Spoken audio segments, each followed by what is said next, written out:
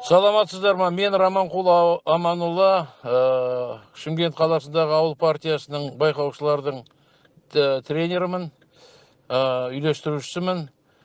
Қазір сағат 8-де сайлау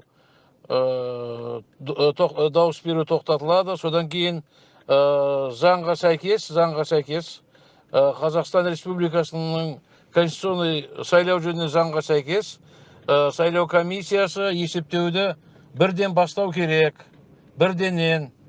Сөйтіп оны есептеп, бақылаушылар қарап отыру керек бәріне, көрінетін жерден. Сөйтіп протокол жазып, протоколдың бір экземплярын көк печатымен төраға мен хатшы қол қойып, заверить етіп сіздерге беруге міндетті. Сол естеріңізде болсын.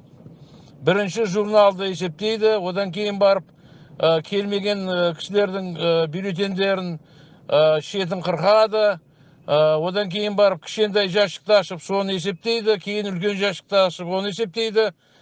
Үлкен жәшікті ашып есептеген кезде тек қана заңға сәйкес бір-ақ адам есептеуге құқылы, басқа адамдар есептеуге құқылы жоқ.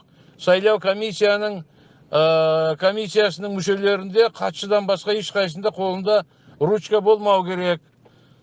Барлықтарыңыз назарыңызға, протоколды алмай қайтпаңыздар. Көк печатымен ұрғызып қайтыңыздар. Суретке түсіріп ал, анау-мынау деген әңгімеге көнбеңіздер.